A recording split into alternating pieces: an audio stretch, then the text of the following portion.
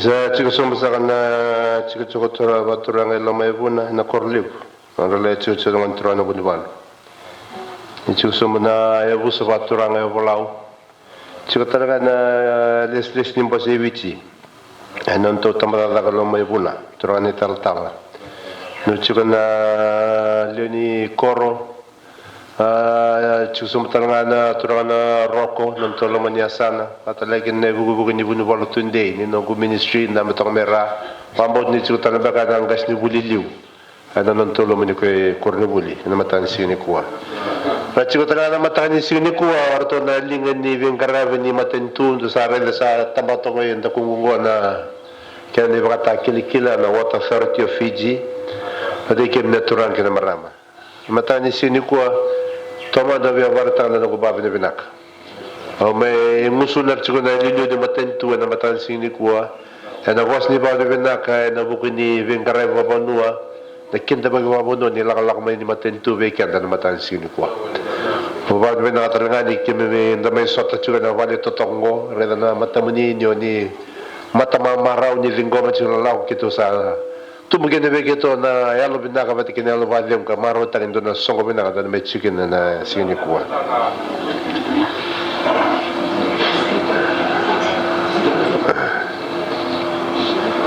Mga sa barata tumanda chicken na lakatakan niyo ay nanandabon na ang kuibichi. Tamba na libo ko sa wanduretso na matento may bengkarabi kina na Water Authority of Fiji. Chico na norto itabi orto bengkarabi chicken na kabambot na project sana may commission tagi ni kuwa sana may dollar bich ni kuwa sana ni kanga lakalaki na matentu na lakalaki na sarakin ni lakalaki na leni bondua na nomini leni committee ni wai tabi bimbi ni yung karawa na may singa mga talaki na may kim ni leni bondua niya may temte kim niya talaga kaya lakalaki bimbi yung ko na mata ni tuke rin daw dingitaki kami na turang kina marama na matentu hindi kita kina doon bonua ruanga na itabili lebu ruanga ni itabili lebu ni matentu nabi bono kina nga induri kina doon matentu matay ni tabi mendo mga tulawa mendo mga dabolawa nabi kaiso meron ni buwete lai kina nambula ni leni bonua ni doon bonua na tabi ni video taki ko ni tabi ni matentu matay no ni tabi ko Paganda mo lawa, warila na daw suot si Mela, kamera ni Binak, kinondombola ni Wisinga, wanda war na lawa na lawa, pati kinono na mga tutu, na bitamba ni Kelebeng Karabi, kina kene karua, matay nga mebilu tayo, kene karua bibeng Karabi. Ngoro ni Tebile ni Matentu. Do wanda mo lawa, do rila na, ngonyo sa leso, meron ni baka zurikin na lawaya, ng Karabi kanda lisikin na Matentu. Kada ni Bekla na binakanin doon Matentu, na rila nga ruwa ka naka. Binakasih ko na wanda malawas na matutuan duta kini kerua en garaba babina kan itabi kan doon men garabe ken de leni bonwa na binaka ni doon matentu na lorenga en na binaka ni rombula na leni matentu ya ni tebeli le de matentu sa ti matando ko wa kita na doon matentu doon itabi ko na kena baro tegina wa doon itabi baka bimbita sarvale mo matentu na tambano ben garabe chigi na watoketo na mas mapalang na infrastructure ay wili matikin na ngon sala na wabu na lautan baka nabi kalele wando dombuli atam sa kanya tamata kini karuwa na transport na wito sa ginandali mo na mamada matikin na wito sa giwitui na disaster management na lenga tumbukoso matikin na meteorological services na kinando dikevi na wili kamen balita ng raki na tambano ko na tambanya wai zuru chuko na matay ni tamana infrastructure kina wa loreme na ngon sala na vito sa kimo na mamada iwai bakit kina na wai kina libo-libo ng dawanua na wai o mabinib na wai na tutuwa lo sabi baratak chibika na turungan ni taltama hindi na saranga hindi na nakangwa na wai kesa nga weekend kesa nga weekend na kakanda kenda rin yung bula kaya na wai kesa sa karamata to kesa nga na wai sa nakota nga weekend na lang matata tu weekend na nabisi nga na bimbi nyo wai na nondong bula Wambota na nondambula bakayango na tamata. Ruanga na kay bibi kena kamatenga na kaunde lingo buchi ko. Kena matenga na langi zuru mo ko. Matsa langi ko kasaya linga na lomin do na miniti kada sa lang sarga. Ya na lomin dua serani tolu vali menasinga kesa sira na wai kenda samati. Nakaka na rin malaw do de sinikana da lingo chunga da mun wai chikro ndambula. Mambo ni karu ni kambimbi tu na bula tama sa kanya tamata sa ko ang wai. Sinirani tos ng bula pikan na tamata tama sa kanya. Nabi ka kaya ng bula ng delibro ke baka sera pikan na wai. Na nanda vono go viti ke na malmalum na wai na malmalum ng bula ni raw ka na wisi nga malmalum na nanda tigum bula mate kenda. Ana laman ni nanda ya ni babulwa en ya ni babulwa na runan dolu tin katulu e vir ko toriki na vida na dondonu leleu ni leo di bondo ya ando eviti na dondonu kina varate ke bi ko na mochi ko na bondo ni housing na lavali da bi babal te binaka na dondonu no vito saki kan dondonu bimbi e soleve ke da bu ni babola na dondonu ke na wai sabsaba na dondonu ya dondonu na lewe eviti ke na wai sabsaba ngondo na dondonu lewu e boleh cuma nanti apa ni babulwa kaya butal cuma ni boleh di bibator lagi tak apa tiga sen na wai di bibator lagi tak ada sen ni rawa nanti boleh wai biti iya dan lini ni mata ni tu kuang karama cuma nak tanggo saya kuang wana water authority of Fiji atau nak tambah wai karena me baita bet fikir tu cuma na program ni me wai zor nanti lo meni korwaturan saya tahu cuma ni water authority of Fiji me na tak ada reward ni mata tu kabole ko te nyabu ni baboloa kabole ko tranga ni tu libin matentu no strategic development plan ya kadi ambaki lima kini ambaki ruso mabulu mena ya do men do no na vida da ambaki satu matanda me sandon roba na vivu vale ya do eviti kakutan ni do na bu vale vo na vivu vale ya do eviti e da la ambaki ni ambaki ruso mabulu tol so mabulu kawano ke do ni ko no numaya bagi rodon dolu tul so kawan me sa Allah wana vivu vale ke deviti na wai sraswa na ri ko me weekend na bula e da vono go weekend deviti ke deviti via walu sabul baga na paciente se walu sabul via walu sabul se vit sabul kawan na paciente ni vi matu vale deviti sa do vire ko na wai sraswa ke bala na via tini na bu vale deviti via walu ga ber na bubala sarang unu chuko na wes masaba o kenda to na no to chuko batura ga musisa bu o klan da sa lo bi kenda to chuko na wes masaba ya sa via leila indang ai bateni sa te bulle ba ga chuno kor ina bol le chuno matentu go wono go sa ge na via chinda bubala walu ga sa lo ber chuno wes masaba be ga ga ba na be ke rodo dol tul su ka wono sa ko talen do na bubala bo be sa lo bir ke na wes masaba wana raile budi matentu ka liga chuni matentu ka suai chuni laka kena sangai na takatele bugo serto na tambana mo na water authority of Fiji na kichuni matentu na kakota lindo e mga mo e na torrent do na gauna beta na kano go mambo na laka tainuay e na raro nga na laka tainuay na mono e na kumukumu di matu kina manile mo na tamat na masakay na mono e na dui tutu kina do mga endende kina manilay na kena komewe kena na way sabsaba ada sangat cukup na matentu na nainaki malati ni sabir ko tur na mo ni bawlo abe na yaga manango na menarawa na takitungo me azobi ke na kere na bibu wali ke deviti na way sabsaba ba ta kay na way binaka ena lo ni lima na bag sawotsi lima na bag sa gaysi mo mata na water authority of Fiji sa baka takawotsi $1 million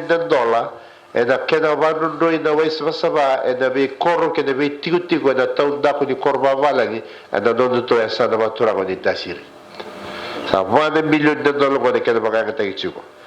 na $1 million ko e makakataki na kena wandavuri e wasangabul karua na project sa nasasangataki ni wai me makakataki kano e nakatsunan to chuko maturang matang sinu kuwa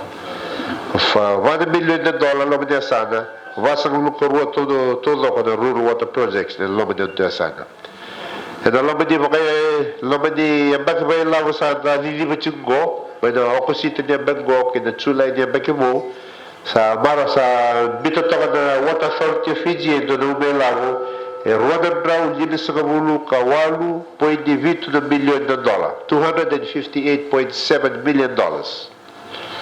pe baleta de kena sasangata kena wai na do bonwa lebo ga vera na do na wasi lebo ga di labo go da baka ta ke da be buru di wai bubu e da bonwa be de levasa sabate ke da wai the treatment plants wata ke da baka rabbe lebo ta ke da vi koya ke da wai so the reticulation so the distribution system Na lebu di lava na mga touch na matintugo, $258.7 million. Dota na sige na daw mamimita sa mga Water Authority of Fiji, na dota do baka ka mamimina ka na way do sila bebekan na nakalo. Sabi ko na dato nga ba mo na tsuga, mamibibekan to na to na sa ibitili mo to na ba to kinago. Na doto sa ibitili bekan to na to na sa no, ile mo to bekan to na uza. Na uza luto tsuga be la malangi mole di malango klani. Malang bekan to ba to ngai musu saw. To de kemdo tsuga na uza sa. Ke to be kalam ya usu be kalam. No ko kalam butongo. Ta sar to be kalam ko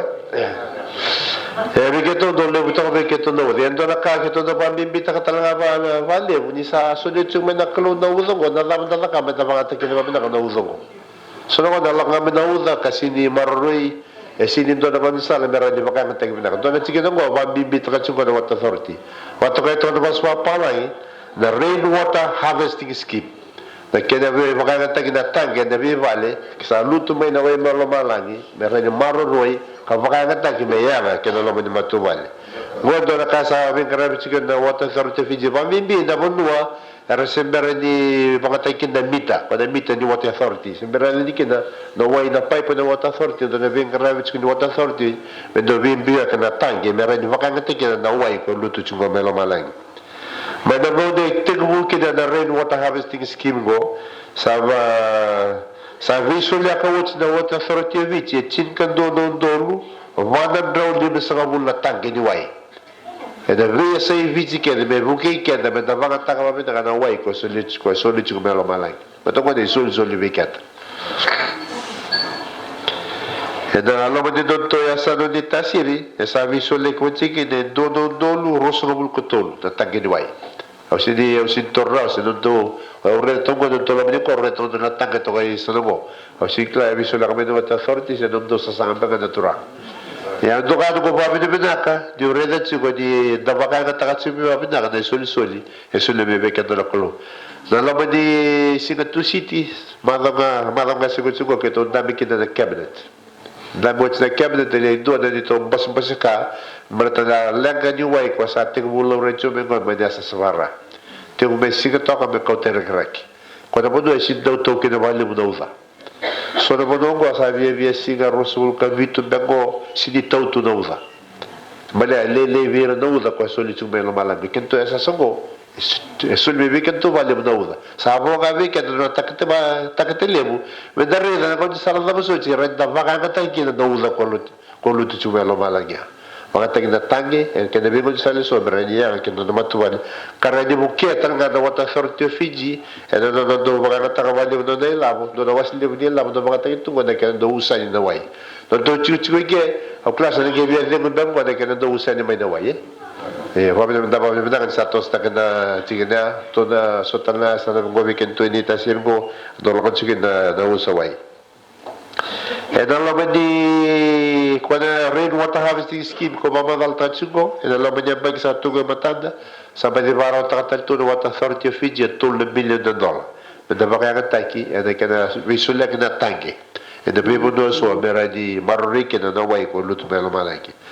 di da vai do rike de chuko na project ko sa varo tachungo na ilabo e varo taki chuko na kana me balata na wano do di way da be korno to do ko balagi korba balagi kawatale kina na way na kana maroi na way uza e na to sui kana chuko na takete le ko akaya to manda chuko ni takete ni matentu me da ga ya na be ki rodo do lo tol so ko sa sekatali do na bu vale vitiemo sa ya vivir ke na way so so ke na way bulo bulo be re ni na ki do bulo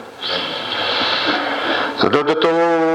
chuko watura ga gusisabu sa da be wochi da project sa da be maro ta chu ni sini kwa sa da be da kada be vale butai kina kada be vabina ta kina non to wai non to chuchu watura be vaka ta kina Water Authority e donan draw bit so lo $1 ada le bude lava sa be vaka ta ki e ngo de lavo do kai tu de si de lava mate lavo bula peta so na ka da vanta ki de lavo da vanta ngava ngo sa el ja uchi vando de kene vinak ngo do bat kai to de waswa pala ngo de investment si di cost da cost do na kai go vanga tangava go sa mate le na investment di ko bitani ko de ga va burre tu mai na kavenak vaka de te de kavenak Dahil lawa do mga tanah matintu kinawai, wili ka to na matintu, mendo na iti, mendo na investment, na paborito may na kawinak. Wikemni, wikenda ka leviti. Na investment na kawinak na kinandrondo si kawinak na way sama-sama, na chikum bulong-bulong, mendo klan, duli mo na mati, do wandewari, na way la, na way duka. May varate ria na itu varate may via na matransmini kuha ni ramay way tabi orto na tambanan ni water authority na kana may indicable style na kana may repeta kisa kana babi na ata kana way chike ni kaya varate itu membleta na way wa vutaki babi na katatra na mundo iba so ni way abatalay kana na tagi ni way tagi ni way si mende. May mga tayo talaga na ilabong ko na ikanamanda mo rin na paipo, extend tayo na mains, wami nakatagin talaga na may paipo iso, matikin na malisili, matalay kina na washouts, matikin na valves, mga karo do zebra may kina na langi, may na paipo ni way. Wamo tayo na via tulon raw, walusong lukali, madalyo na mundua, na bakila chiko na yanga, nilabo, sa may makakita ko na doon to, chiko baturanga. Kada may baro tayo chiko na matagal yung sige ko na to project. Ako na biya doon ko boss ni Babi ni Bina kami kemdo na water committee, kemdo na committee ni Wai. Ako doon ita kani bulu-bulu na so to committee ni Wai doon to chuchu waturanga. Bulu-bulu na ka chuko. Oh, bina walew. Doon tuko maro tagor. Doon na kango do Wai na vita ni Wai ko to na lakalakati kina matay tu. Matentu na mga tagar to na water authority, matagay kaya na mo no, may nalakalakat. To nalakala sa may wata birra nga na way, sa ang kahit sigo na mo doon tabi, na water committee mo doon relevant na kaya na kandabay, na kaya na lilibay, na program ko ni way. Ang doon rin, ano dami koro-koro ba vici, na mo doon mau ka day tu na ivalo day tuba, ni loma di kore na visi ka, do totoka na doon to vingara, na committee ni way. Erto doon relevant na kaya na doon to itabi, kartu vai loro merda dorto time sana chuko nei kami bi merto na vai loro chuko kausa na duit ka chuko be kemdo na committee ni wai au klani ni do na reda ba bina kadom duit time do na vai loro na kena vata ngene de lexar awamo tana udo wakasa mata tu sana na tavi go di ayaw man na ko tamala la me kalamu euli de committee chuko di bolorara tamala di bolorara tamala la ko kalamu. Ako do barwede tu nakakili o nakawe na lomi ni komite ni Mularab kadali do na program kime bisagay nakawe sa kango me kalam kime ndechir kaya me na ko niya bagi chingka bitu chingka wala lomi ni me tamalak ko niya bango ko sa rezeru gluchi ko sa rambiu bulichu kime me coachir kede kito me kalam do nakade zeru glu wakad do mabura kime di naturak kaya marap ako do ita kami kakodi ko di watarani al me kime di era zero blue tu ko da ko de class 1 do class 2 to class 1 ko da ka ba do mbula sa mur tal ci be go do da va ice ko mo sa kay ba do mbula sa kada me da na ndra ba kaya ko ni da vital lo ta tunga asa do kay tu nito lo minta ba kento do to ta ba ka ba ka tu sa ridir chunga da chunga lo men lut ala ber na chugo tumba pero ngani ke tunga ta ke te ngo wer na ngani resindo durme berlut pero ndo touch tunga so que to fosta gir merla con kembongo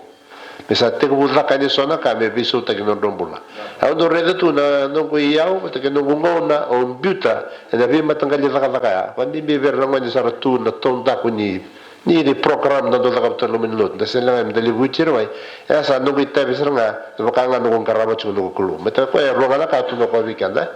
tu lo manangai hello mo to ko to ko ke ni karua pembanjir ngatu nasam. Ando bakasam tatake na nondo itabi go na committee ni wai na kado zakava riau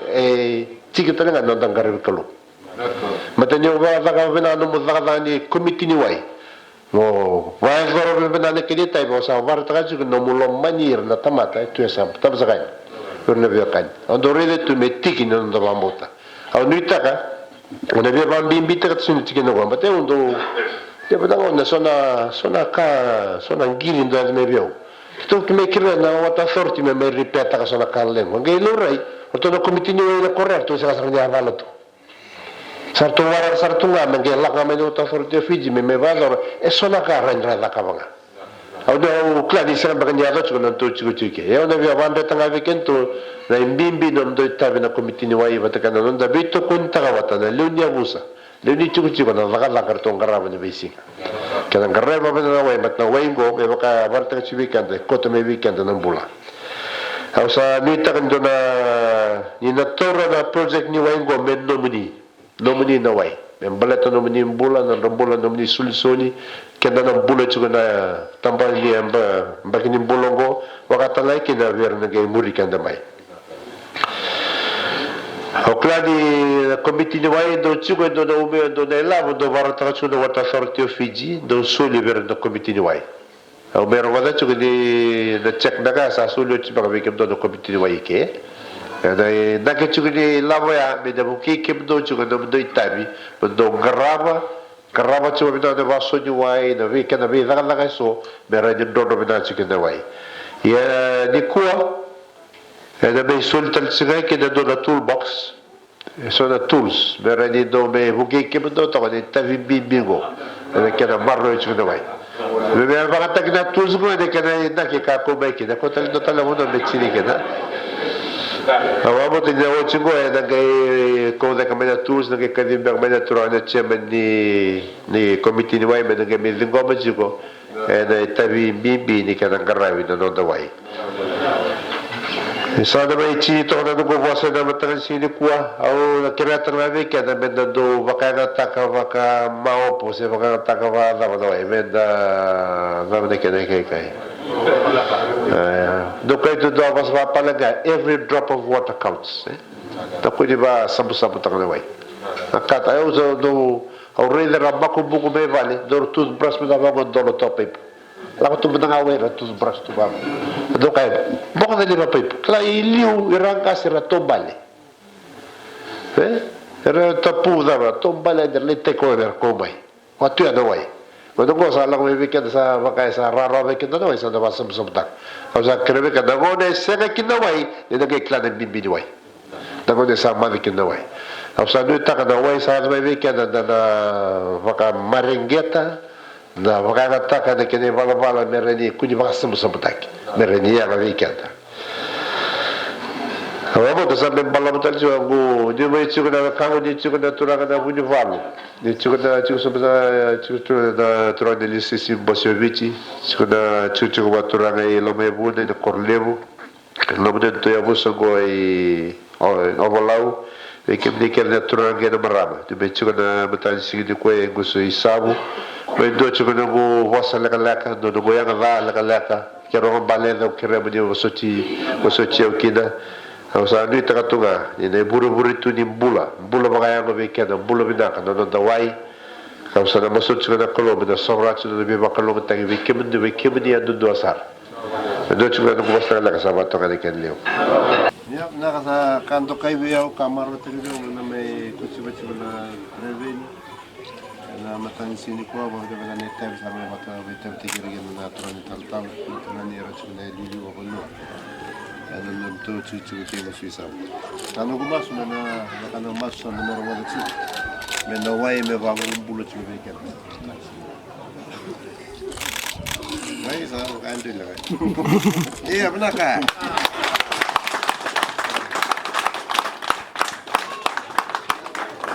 alright mun wai mun dai do saram bilo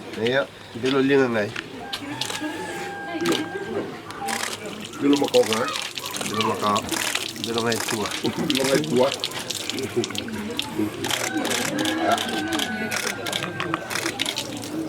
Osomiani. Aya. Mawa, bilo makau ngai tua. Okay.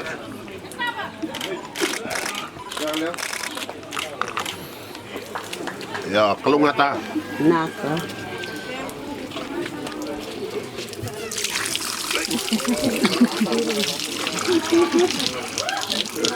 Belum mau kawin.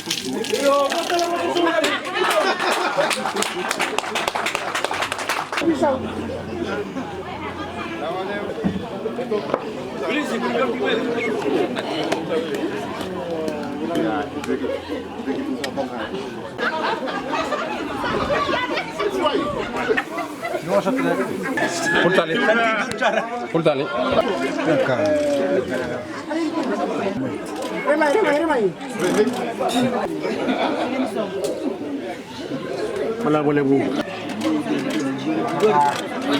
Kita bukan malam-malam warna matin tu sehari di Tekango. Kita bukan malam-malam tak boleh benar buku ni dodolinga. Kena buku itu main nalar mani kor buat turun musuh sabu. Nak kena bukan orang main awai benar ni tu mani kor. Bukan ada. Bukan malam-malam kata lenga biru tu nawat adorati. Yang nak buku ni bito ko di main nak buku ni matin tu. Yang nak buku ni kena mai zakat kena ni tu kena lemani yang bagi sagima. Ni yung ando moro vitar-tar nga ba tiro to tabani way o mal-mala ka virtu na pambibi no to dorati virtu na bilu tegi na rural ana bukuni digomiti gani na ngiri bol-bol moro kayani ni so nang una moro laga dito bay bo senga nga ni way ke may mga tege na bagsawut o ka moro giring na matakalila ya kay sa game may o mal-mala wala ko kalibo na wata dorati yan bukuni kito baklati ngo nito vitar-tar tigo na bisinga singni lo malanga nunje tu nanu bula bakaki na orto na malomni koro katurang ko musisab yana bukuni ndondolinga may taka man wato doreti susumay na korongo ngo na nungu koro tadi sarong bimbi bletani ngone lius tak sarong na wai kimem kim tumai so ngono kim do lemri men bale Mikimemi lay bangaram na way. Kimem semberin lagu korbuli. Mbaka minimemi rutin waktu bisinga. Iko mo banga putawanin donan ramusin dona kontena 40 liters meroni rocing na way na ibali. Listal manekabi mo sakabakakina na wan kakana na wan ibalilay. Kibakanga indua basu lele chico se mandua sa ndabu tungai vale ngandram na full assistance bakador kakin bukital ngakina pangambimbi na spalila ye don rendesar me kimi bakabim sangon mama da buli bila kimi do bangara nangon sal me kimi koto me kinawai lebe kimam kimi tiksar indalan bakai ya nito bali tiksar indalan don rendre me kimi laksum sar me betin wai wai lem betangan nasos ni wai kimi me ron ko wai mikina me apa sarindalan na boket lele me kimi do dala mai enong nongo sandon boket dingleu pakam bimbi bir na maram na koro au sali buli sali takaka sali stalma sarin don biso lewe sama tak na wai sa balibo rel plastol di lomani bale sa washing machine kake satu lomani bale bletangan na wai nara pernah ni udah ikan minta utak tuai cuma ikan. Na wen udah nganggur noro ciki seni koronggor na wen dina riba. Konggor kimi minta banget tak balik wen memi semberkin ni ada main na wen ko. Betul kan ni beberapa tak dari kapan tu diterter. Bisa. Dengan nunggu pakai bilang boleh bikin pakai bimbi pan matin tu, bikin don tambahin wine, ne bikin lebu. Ni pakai dora na kena pangdonroi na wai sab-saba merang ngunikin na leon koro pakai bimbi na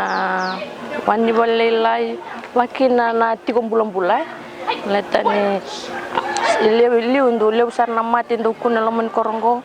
wakana dengue fi wakana leptospirosis meletangan ni sa sing sabana linga sengani pangatag na wasap saba yang nongo sing sarnin ga indo na mataba ya mikune lamun korongo sen don outbreak wakana typhoid mikune lamun korongo meletangan ni sa rurutun kanwai irna leun kor sama rutak kena pangatag na wai bang bimbi na marama non rendo dolo ni sul merlak so merli sab batin wai ngon gor sa tambang nganon mesin sab ngalaman di bali lebon har konek nganon ra mesin wai non laman di bali nak bali num do be bukilem nak tangna bali non rongauna non romai tikoro na sangan sing nangan ko mangge bakal ngatekim do chikan nakalo sa tang bali. My name is Tawaita Subirara. I'm staff nurse at Nangali Health Center. Originally from Levuka. Today I'm really happy that they have their good water supply from now, because from the past years they used to have these lots of cases, especially the children, with the skin water-related diseases like skin infections. Sometimes they have diarrhea, mostly from this village. But for them having this initiative, like, it really helps us a lot. Like, we're having less cases now received from the health center. It started from last year. Ever since they have the good water supply, we're having less cases of diarrhea, skin infection coming to our health center.